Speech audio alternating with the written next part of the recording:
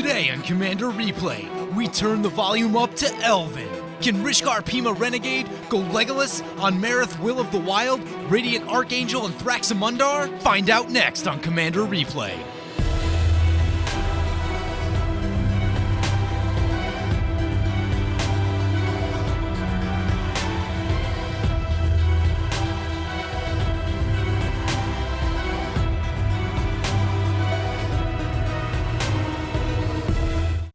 Hello everyone, welcome back to Commander Replay.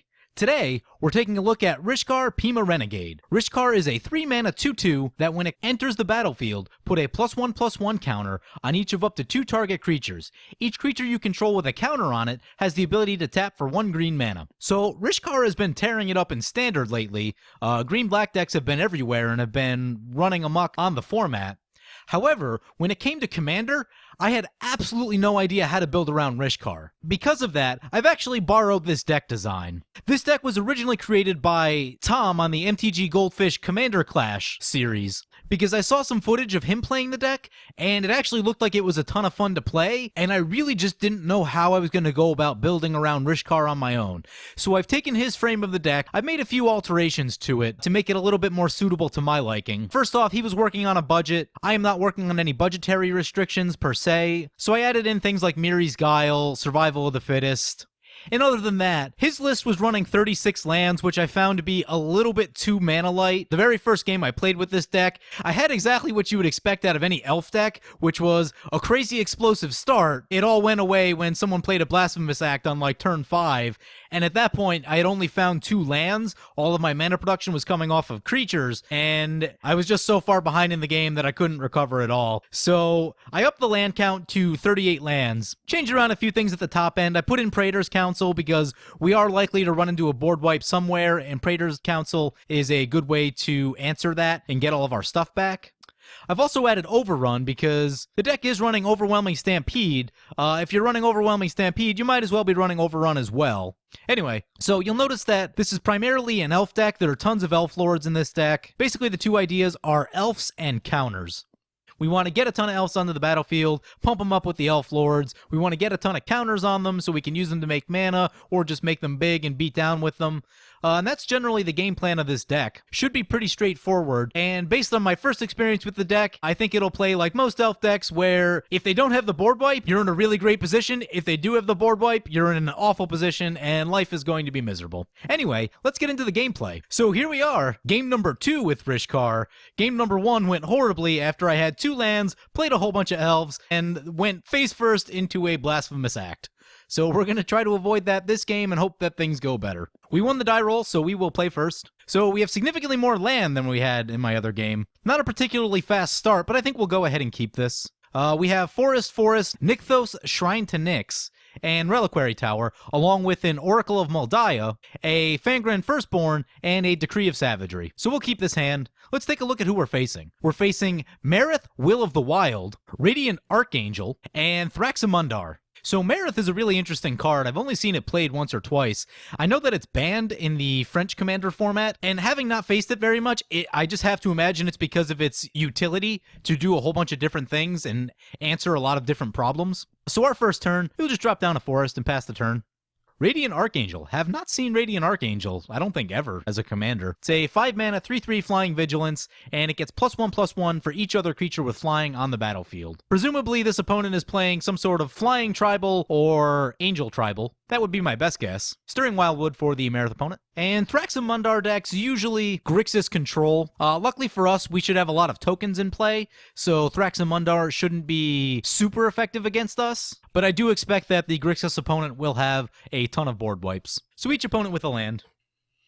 We draw another forest, so we'll play the forest and just tap out and pass. Opponent plays Inspiring Vantage and a Bloom Tender. So if the Marith opponent makes another land drop next turn, potentially they could play Marith and generate 3 mana off of the Bloom Tender. That's a pretty good turn. A Karoo for the Radiant Archangel. Opponent misplayed their Karoo, Opponent says it lagged, so possibly he tapped it for mana instead of actually selecting the Karoo ability. Kind of sucks for our opponent. He basically just strip mined himself off of a land that makes 2 mana. We finally got a little bit of something we can do this turn. So we draw a Boundless Realms. That's still a few turns off, but we'll drop down our forest, and we'll play this Nissa's Pilgrimage. Get a forest. No Spell Mastery for us right now, being this first card we played. It does work like a Cultivate right now, so that's still exactly what we need. So we get our forests and pass the turn. So forest for our opponent. Ooh, Hardened Scales. That seems really good with Marith. Holy crap, that seems awesome with Marith. Marith comes in as a 4/4. Plains for our opponent. So we're going to need to be careful of Marith. We'll have the ability to blow up a lot of our creatures. Tap land for the Thraximund our opponent. What to do this turn? We drew a Hunting Triad. Probably not where I want to be on this turn. We're going to need to get to a point where we can get some Lords into play to make it more difficult for Marith to shoot all of our creatures down. I think this turn, the best thing we can do is just play Oracle of Moldiah. So we'll play Oracle. We have an Elvish Champion on top of our deck. So that's good. That means that we should be able to get our Elves, hopefully out of at least easy burn range of the Marith opponent, where they'll have to at least pay 2 to ping everything down. We will play a land and play a land. Pass the turn. Hopefully Marith has other things to do than blow up our Oracle this turn. I'd really like to get one more turn out of the Oracle if possible. So Marith's coming in at us. We're taking all the way. Hits us down to 36 for Commander. So Deadbridge Goliath for the Marith opponent. That's cool. So they probably have some sort of scavenge sub-theme going on with this deck. So messing up the Karoo land is really hurting the Radiant Archangel opponent. And there's a good chance that it might put them out of the game if they don't draw land soon. So the good news is we can cast Boundless Realms next turn. It'll give us 2 chances to get the additional land play off of the Oracle of Moldiah. But not only that, it'll also give us a ton of mana acceleration, and will also considerably thin out the lands from our deck so that we should be drawing significantly less lands through the rest of the game. I've definitely drawn into the more expensive portion of the deck with this hand. This deck has a ton of 2, 3, and 4 drops, things that you can get down before Rishkar come into play, but so far that hasn't really worked out for us in this particular game. Oh, there's a Harmonize on top of our library. So I'm actually going to skip the Boundless Realms here as much as I really want to play it, because I think we are going to need that Harmonize. We need card draw badly right now. What's in our hand doesn't do all that much right now. We could cycle the Decree. I don't think it's worth it at this point, though. So play our Forest. We might be able to get crazy with the Shrine of Nykthos. Let's see what we can do. So potentially we could play Fangren, and then we'd be able to tap Shrine of Nykthos for 4 mana, which means we'd be able to play Rishkar after that. I like that plan. Let's do that. So Fangren Firstborn coming into play. So we get 4 mana off the Shrine, and then we will play our Rishkar. Commander! I'm going to pump up the Oracle and the Fangren, just because I want to keep those out of burn range, at least easy burn range for the Marith opponent. Potentially we could tap for another mana, but nothing we can do on 2 mana. So ship the turn. Yeah, if we didn't have Harmonize on top of our deck, I would have just played the Boundless Realms there, but I really do want that Harmonize. Phantom Nishoba for the Marith opponent. Cool card, really old card, haven't seen in a long time. It is 7 mana, it has Trample, it comes into the battlefield with 7+1/+1 counters on it.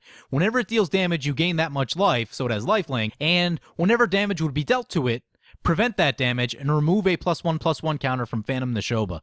Really cool card. Does get an extra counter off of the Hardened Scales, so it comes in as an 8/8 Trample. So Marith opponent goes to combat, decides to split the damage around. He's sending Marith at the Radiant Archangel opponent, and Deadbridge Goliath at the Thraximund our opponent. Marith is down to 2 cards in hand, so that is good. Radiant Archangel plays an Armored Pegasus. Not too exciting. Does give them a blocker, though, but they're still missing their land drops. If they really needed to make a land drop this past turn, I just can't imagine them getting back into the game, or at least if they do, they'll need mana artifacts like crazy. So Havengul Lich for the Thraximund our opponent. I'm going to give this a read. It's been a little while. 5 mana, 4/4, pay 1. You may cast target creature card in a graveyard this turn. When you cast that card this turn, Havengul Lich gains all activated abilities of that card until end of turn.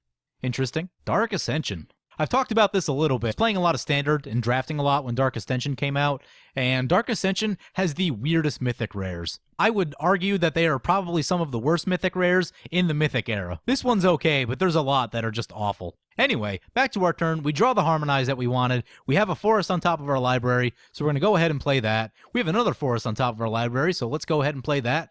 Maximum value out of the Oracle of Moldiah. We have an Obelisk of Erd on top of our deck. Prefer our opponents didn't see that, but what can you do? So we have some choices this turn. Phantom Nashoba is a thing. We don't really want to get hit by that so much.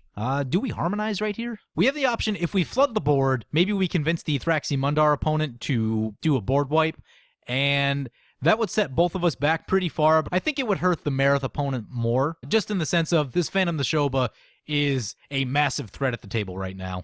I'm gonna start by harmonizing. We have a Ghost Quarter on top of our library. Miri's Guile. Miri's Guile is a good pickup. So I'm gonna play the Sylvan Advocate, play the Miri's Guile. Yeah, this will definitely force a board wipe. This will probably make us a target. It might force the board wipe, which would be good right here. Gonna use this for mana, and then activate the Shrine. This will give us a bunch of mana. Ooh, 7, nice. So we have a choice between, we could play the Boundless Realms right here, and get a whole bunch of lands into play.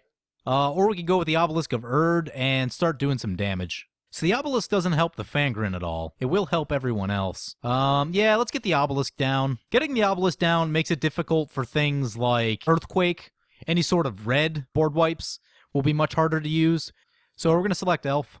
Probably could have did that differently with the mana tapping, but is what it is. So let's go to combat. I'm going to send Rishkar at the Thraximundar player, and I'm going to send the Fangren at the Radiant Archangel player. I doubt that they block with the Havengul Lich, being that this is our commander. Okay, so I misread Fangren. I thought that Fangren required that they already have a counter on them, but it does not require that the creature already has a counter on it. Definitely no blocks from the Thraximundar opponent. Opponents drop to 30 and 27 life. So the state of the game now is that someone's going to have to play a board wipe, or the Marith opponent and myself are just going to get out of hand, and we'll probably take the other two players out of the game very quickly. So it's basically board wipe or bust for the Radiant Archangel and the Thraximundar opponent, and then we'll have to figure out what's going to happen if it comes down to us versus Marith. Secure Tribe Elder for the Marith opponent. Ooh.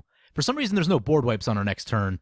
Marith opponent does have a forest. We can give all of our elves forest walk, so they won't be able to block. If everything survives back till next turn, we can get in for a really big hit. Unfortunately, they'll be able to gain a ton of life back with the Phantom Nashoba. Fruit of the first tree on the Phantom Nashoba. When enchanted creature dies, you gain X life and draw X cards where X is its toughness. It's a cool card. So now there's a damning position of if someone wipes the board, the Marith opponent is going to draw 11 cards, and that's crazy. I'm sure in 11 cards, they would probably be in a very close to a winning position in the game. So Phantom Nashoba is coming in at us. We're just going to have to take it. It's got trample, so there's no real reason to block it. And the Deadbridge Goliath goes at the Thraximundar opponent.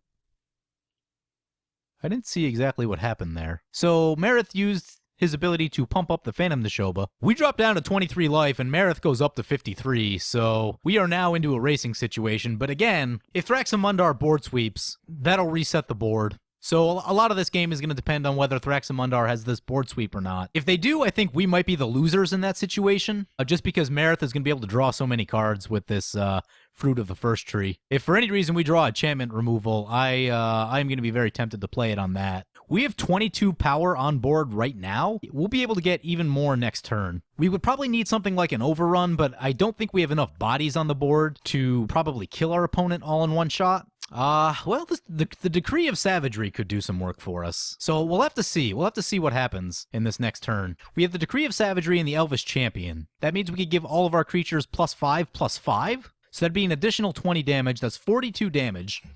So we're still a little bit short of lethal on the Marith opponent. Archangel opponent has disconnected. Interesting to see whether they scoop or not.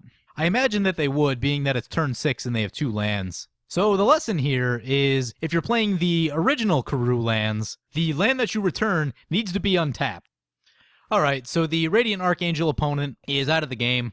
Unfortunately, I kind of wanted to see what their deck was going to do, but they really screwed themselves with the Karoo. Never really drew more lands after that, so that's it for them. So Thraximundar's turn.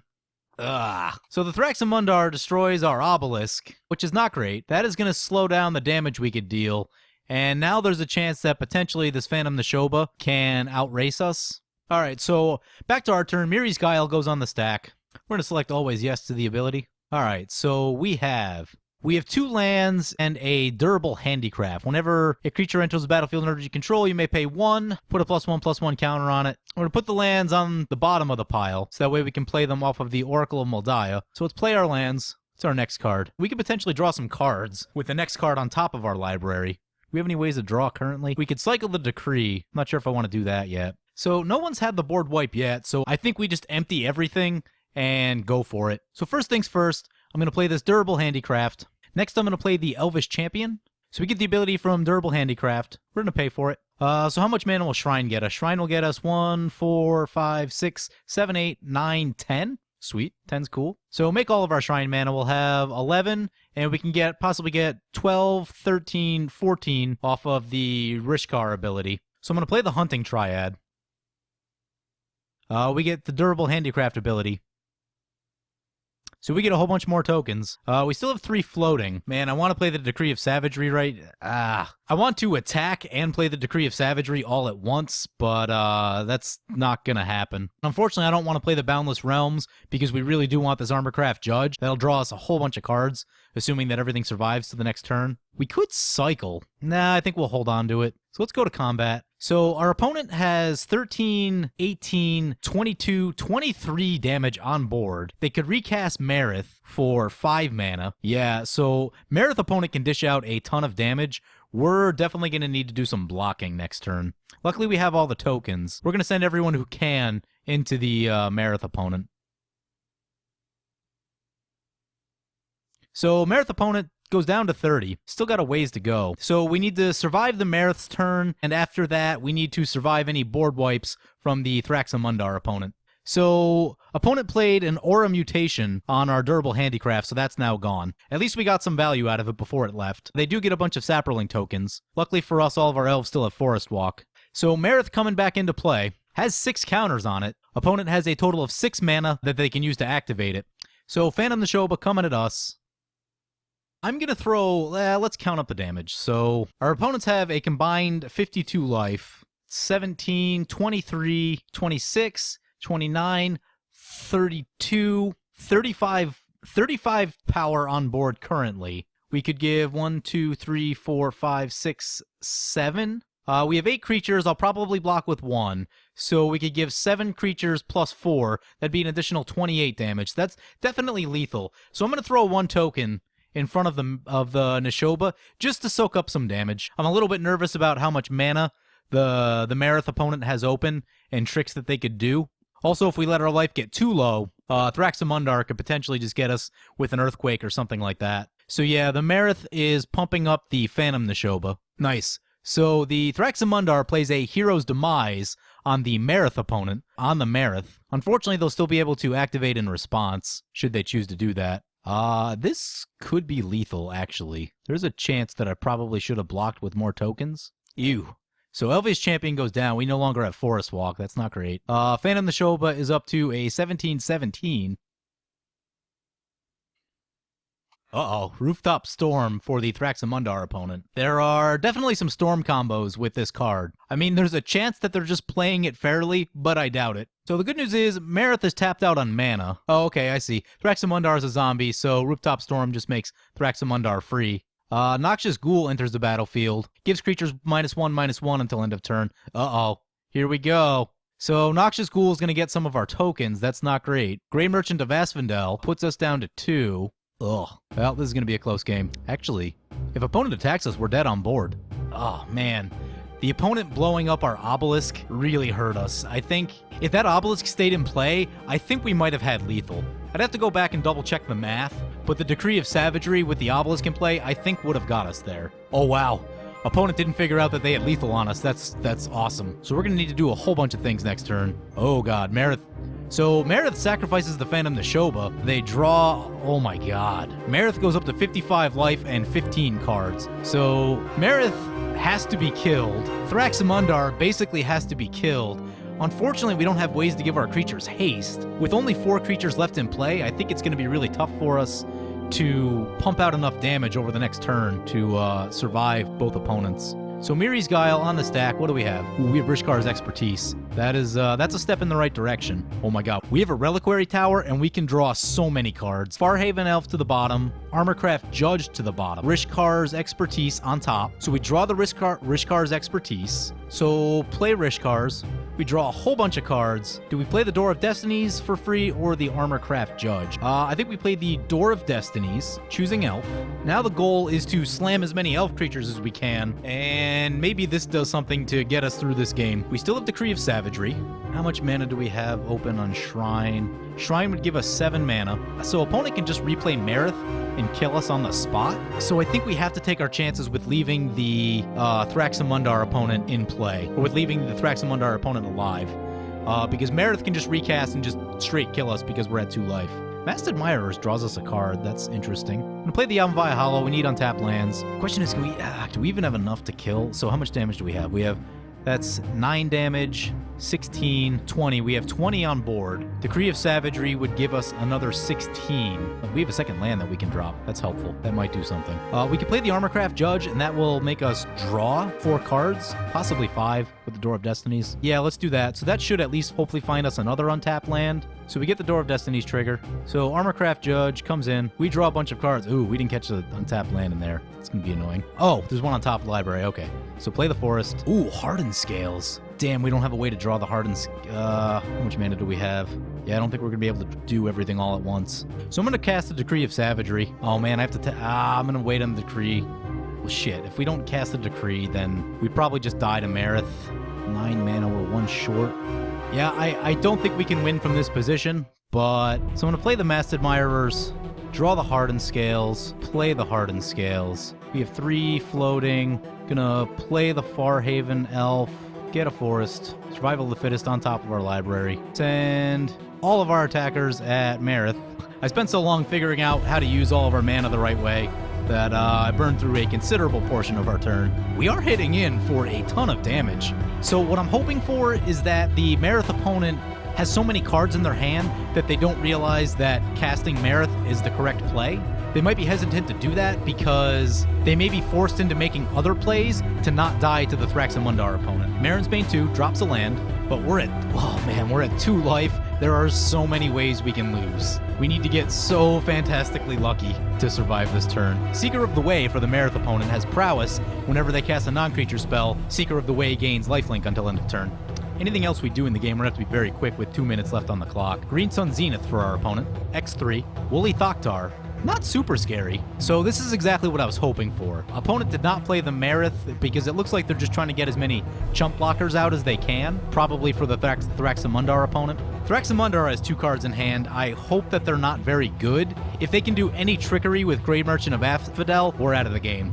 But if for some reason we survive back to our next turn, we jam that Decree of Savagery and just go to town. So Marith passes. They did not do nearly as many scary things as I thought that they might. Looks like they discard a ton of cards to hand size. Oh, wow. Had a lot of lands. So looks like they got land flooded pretty hard. Even though they drew 15 cards, they pitched a Blind Obedience. That would actually be pretty good against the Thraxamundar opponent a turn ago. Oh, Grave Betrayal? Well, this is going to get interesting. So this makes blocking difficult. Oh, wow. So the Marith opponent uses Anaya Charm. Who's the target? It targets the Thraxamundar opponent. I think we can win. Pretty sure we can win from this position. So we got to be quick. We don't have a lot of time on our clock. Unless their last card is Fog. If their last card is Fog, then we're really in trouble. So we draw the Praetor's Council, play a land, play this thing, play this thing. Play our Decree, play the Praetor's Council, go to combat. And all of our creatures are massive. I think we attack like that, and hopefully this does it. Fog effect and we lose. What does our opponent have? Arc Bond! Oh no! Oh no! So we probably lose. Oh, it didn't do it! We won! Double kill! I don't know what happened with the Arc Bond. Maybe it wasn't enough life to, Oh yeah, because Arc Bond deals the damage, not the creature. Okay. I thought the opponent was going to gain 1,000,000 life off the Arc Bond for a second. Oh man, I think they must have picked the wrong target or something. Oh, that was so close. 2 life. We were at 2 life. We were at 2 life with 19 seconds on our clock. If Thraxamundar attacked in at us right there, things would have gotten pretty awkward. We would have had to do some blocking. We would have sacrificed something. They would have gotten control of it with the Grave Betrayal. But on the other hand, there were some interesting plays in this game. One, if the Obelisk of Erd hadn't gotten blown up, we would have been able to pack so much damage onto the Marith opponent. I'm not entirely sure if we could have killed them outright on that turn, but we would have done so much damage that we could have just easily killed them the next turn. So that play went against us pretty hard. But then the Marith opponent tapping down the Thraxamundar opponent at the end basically set us up for the win. Oh, that was such a good game. It was so close. Anyway, I've now played 2 games with this Rishkar deck, and I mean, this game is a perfect example of what this deck can do. The hand we got started off a little bit slow, but once we got going towards the end, it really started to take off. Through the middle turns of the game, we had, 4 creatures that were all 4/4, 5/5, 6/6. Good medium to larger size creatures. And then by the end of the game, we have like 12/12s and 20/20s and just massive, massive creatures. With a board like this, no life total is safe. I mean, unless your opponent literally gains infinite life, any non-infinite number of life is basically not safe as long as your opponent doesn't actually deal with your board. Anyway, this Rishkar deck has been a ton of fun to play. I give mad props to Tom from MTGgoldfish for designing this deck. Like I said, I made only a couple changes. I upped the land count a little bit, took out a few cards that seemed like they just didn't do all that much. There's probably still a few more updates that can be made to this deck, but the power level of this deck is very high as long as you're not running into board wipes. And it's a ton of fun to play. So you guys should definitely check this one out. Anyway, let me know what you guys think of Rishkar, and of course, if you enjoyed this video, feel free to comment, like, or subscribe. Thank you for watching.